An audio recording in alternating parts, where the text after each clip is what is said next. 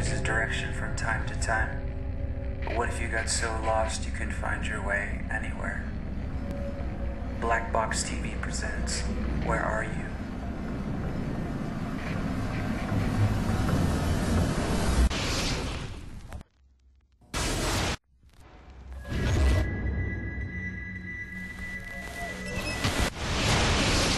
According to standard operating procedure, if an FAA flight controller notices anything that suggests a possible hijacking, the controller is to contact a superior. If the problem cannot be fixed within about a minute, the superior is to ask NORAD, the North American Aerospace Command, to send up or scramble jet fighters to find out what is going on. NORAD then issues the scramble order to the nearest Air Force base with fighters on alert.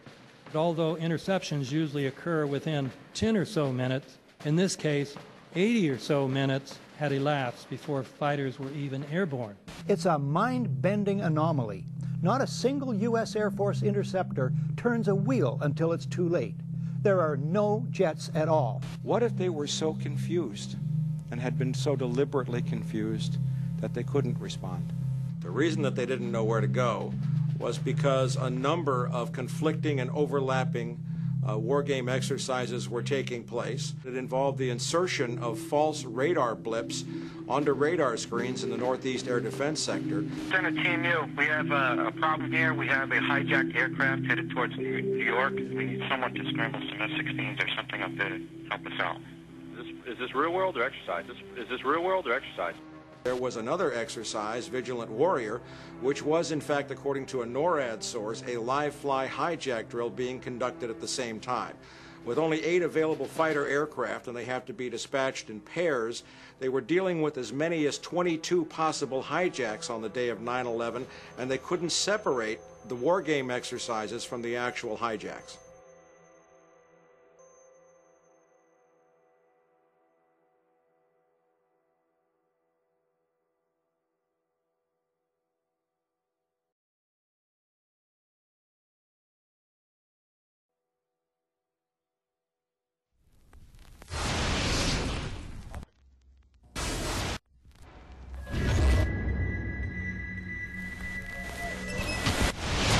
Page 172.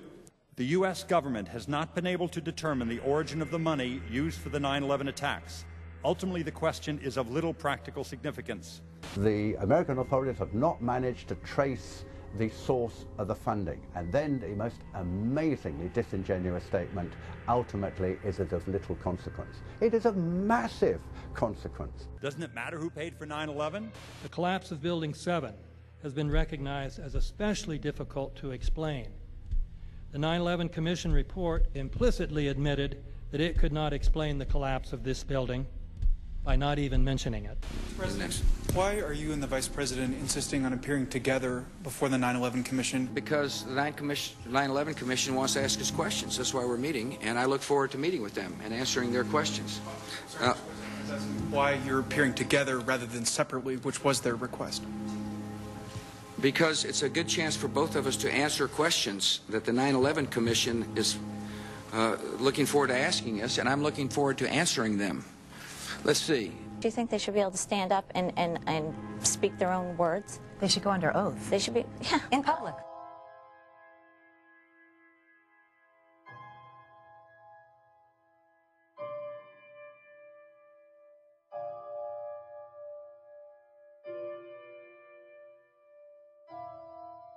Don't you think that the families deserve to have a transcript or to be able to see what you Adam, said? you asked me that question yesterday. I got the same answer, yeah. The final report was a unanimous report. That means that if there was a single commissioner who had any objection about anything, that fact would be dropped from the report. We have found out that he not only served on the transition team of the Bush administration, that he was a person who wrote a draft memo for the setup of the Bush administration's National Security Council, that he was an individual who wrote the preemptive war strategy that was eventually used for the war in Iraq, that he is a close friend of Condoleezza Rice's. We want him to resign. There is literally nothing in the 9/11 report that the Bush administration did not approve of. We can understand, therefore, why the Commission, under Zelikow's leadership, would have ignored all the evidence that would point to the truth, that 9/11 was a false flag operation and tended to authorize the doctrines and funds needed for a new level of imperial mobilization.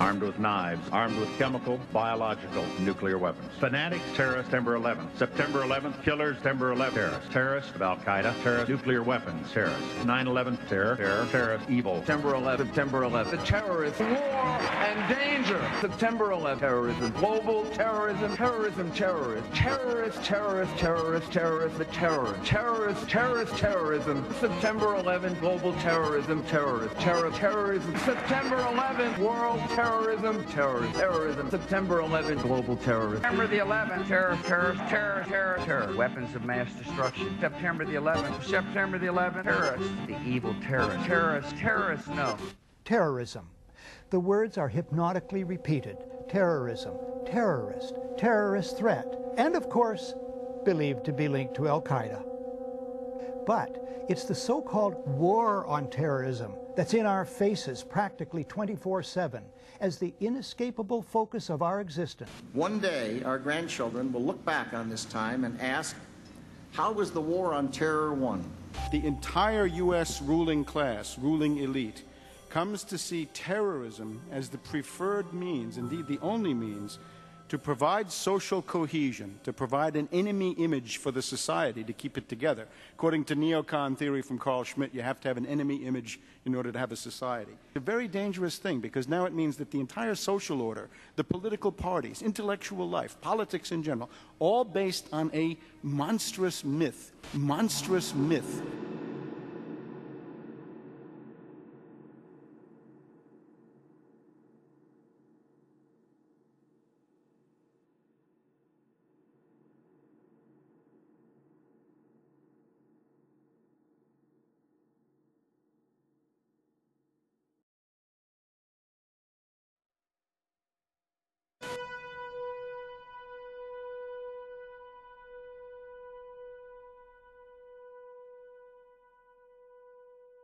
Look, the CIA has done in this country, what they've done to us is unbelievable.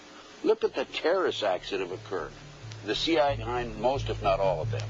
We had the Marine barracks. We had our embassy in Kenya. We had Pan Am 103. We had the USS Cole. We had Oklahoma City. We had the World Trade Center in 1993.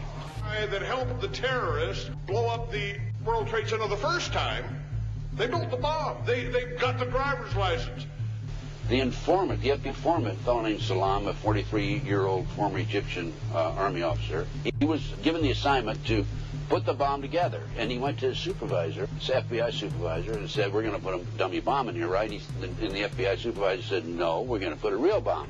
The FBI actually carried out the attack on the World Trade Center in 1993. They actually hired Ahmad Salam and paid him $1 million and gave him real explosives, a detonator, and told him to build a bomb and to give it to the foolish people that he was controlling to allow them to attack the World Trade Center complex.